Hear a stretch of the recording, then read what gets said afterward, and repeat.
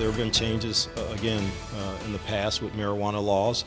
I'm sure there'll be a lot more coming with the introduction of hemp and things like that.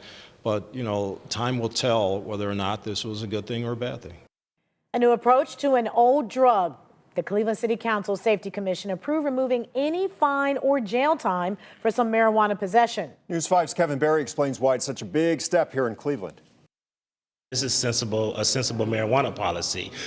We're not looking at this from a 70s lens anymore. After roughly an hour and a half discussion between the police chief, public safety director, city attorneys, and the city prosecutor, 902-2019 is approved. The safety committee approved removing all penalties for possessing less than 200 grams of marijuana.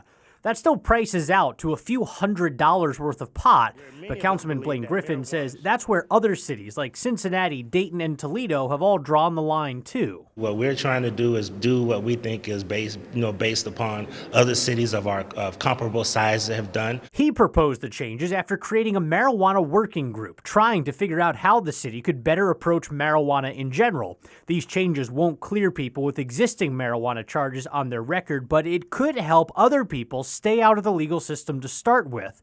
Councilman Griffin says that's important because black people are more likely to get arrested for marijuana, even though white and black Americans use it at about the same rate. You're not treating the person in any way except housing them. Dr. Leslie Koblenz works at the Adams Board now, but she used to work at the Cuyahoga County Jail. The Adams Board doesn't condone using marijuana, but Dr. Koblenz says plenty of people are locked up because of that drug when they'd be better served in treatment. What's the answer to overcrowding in the jails?